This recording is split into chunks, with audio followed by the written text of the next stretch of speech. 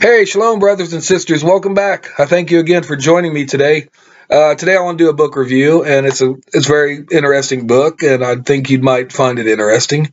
I don't know if you ever heard of this, the seed line hypothesis, about Eve and the devil, and Garden of Eden, things like that. But here's the book.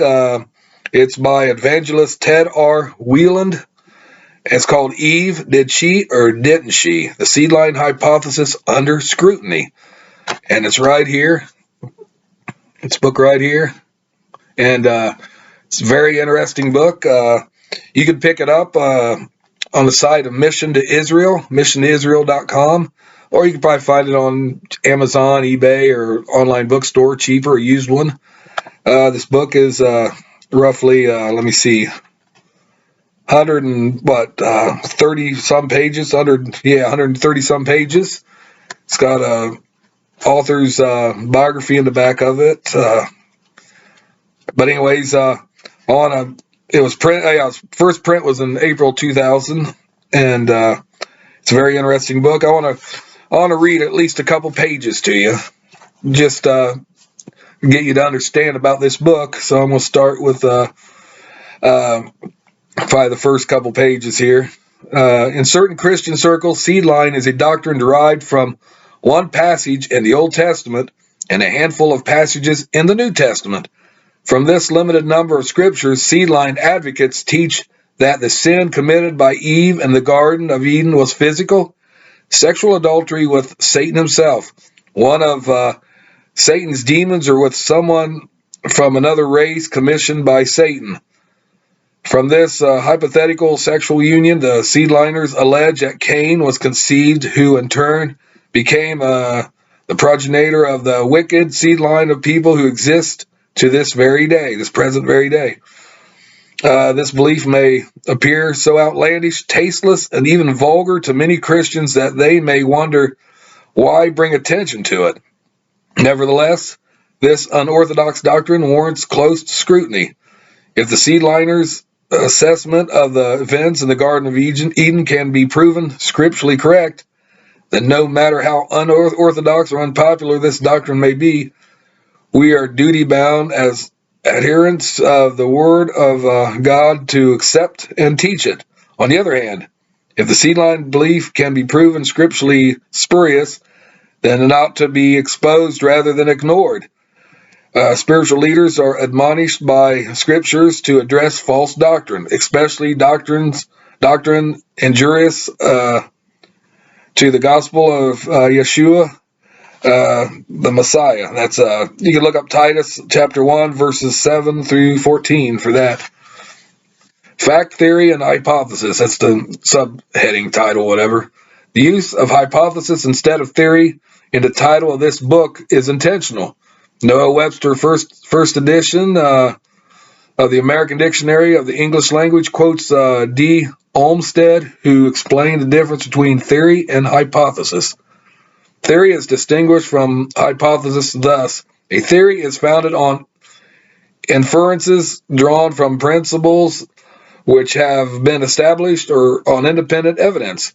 A hypothesis is a proposition assumed to account for some certain phenomena and has no other evidence of its truth than that it affords a satisfactory explanation of those phenomena.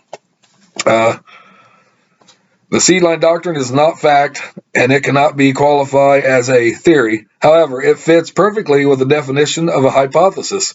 The seedline hypothesis has been made to sound somewhat plausible, but it does not make it scriptural fact. Nevertheless, it is understandable how sincere, and in certain cases, some not so sincere people arrive at their conclusions from a superficial reading of these passages.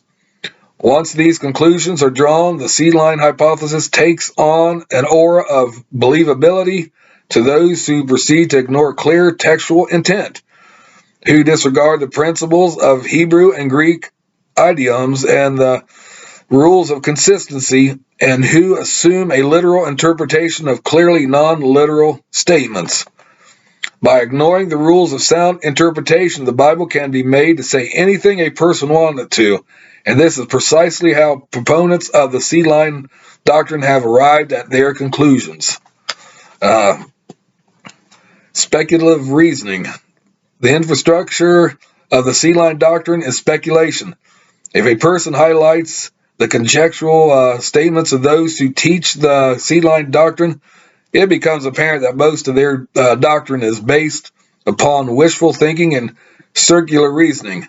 Remove these unsupportable foundations, and their house of cards caves in. For example, the following is a partial list of assumptions that must be true in order for the seed line hypothesis to be viable.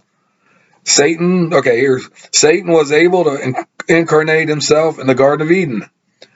The tree of knowledge of good and evil in the Garden of Eden was either Satan, one of Satan's demons, or someone of another race.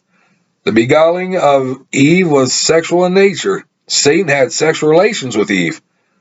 The terms nakedness and sorrow in childbirth are evidence of sin that was sexual in nature. Eve was either deceived about Cain or she lied about him being a blessing from Yahweh. The omission of Cain from Adam's genealogical tables proves that Cain was not a son of Adam but a son of Satan. If the seed line doctrine is true, there should be biblical support for at least one of these primary premises. However, as Bible students already know, there are no scriptures that expressly teach any of these false conclusions. Therefore, the entire seed line edifice collapsed under the weight of its own making. And there's a lot more here. I'll read a couple more pages for you, but right here says the rest of the story. The idea of the incarnate fallen angel or demon of darkness having sexual relations with Eve and fathering Cain is repugnant to the average Christian. However, this is nothing compared to the baggage that must also be embraced when the basic premises of the seed line doctrine are taken to their logical conclusions. Although the average seed liner does not hold to these conclusions, they are the unavoidable consequences of the seed line hypothesis. Here's another list. Yahweh himself is a sexual deviant. Yahweh has had sexual relations with women and fathered children. Yahweh is a liar. The Bible is untrustworthy. Satan can manifest him both physically and spiritually. The knowledge of good and evil originates with Satan and not Yahweh. Adam was a sodomite and Eve was an adulteress. Both Adam and Eve were abominations in the eyes of Yahweh. Adam and Eve were permitted by Yahweh to have sexual relations with several partners who were other Satans, demons, or people of another race. Yahweh was the originator of and even promoted spouse swapping for both heterosexual and homosexual purposes. Eve committed adultery with Satan or someone of another race several times and mothered more than one satanic seed line. All unnamed sons and daughters of Adam were the consequence of Satan's and Eve's multiple sexual rendezvous. If Cain would have made the appropriate sacrifice, Yahweh was prepared to embrace a hybrid son of Satan. The curse upon Adam for his sin was that he would have sorrow instead of pleasure in sexual intercourse. Seth carried the genes of Satan or someone of another race. Yeshua carried the genes of Satan or someone of another race. All Caucasians who don't follow Yeshua are the seed line of Satan. All Israelites are the seed of Satan. Today's Jews are actually Israelites. Only the seed of Satan's sin, or the sinners, are the seed of Satan. All converts to Judaism are twice the sons of hell than other Satan's actual children.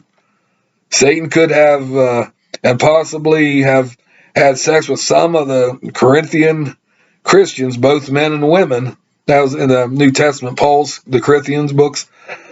Yeshua, the Messiah, had and has sexual relations with his followers.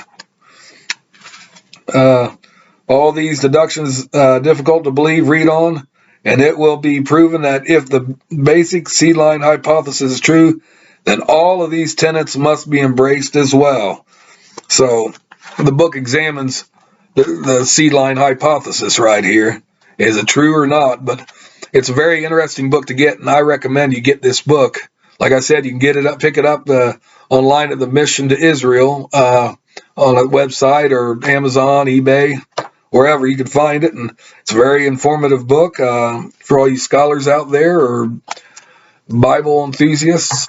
Very important, and we got to fight heresy. We got to reject false beliefs in scriptures and stuff like that. We got to be on constant guard all the time. The Holy Spirit will shake you and wake you up and say, well, wait a minute here.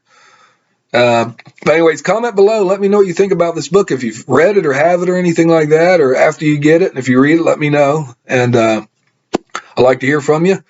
Please comment, or please please give me a shout out.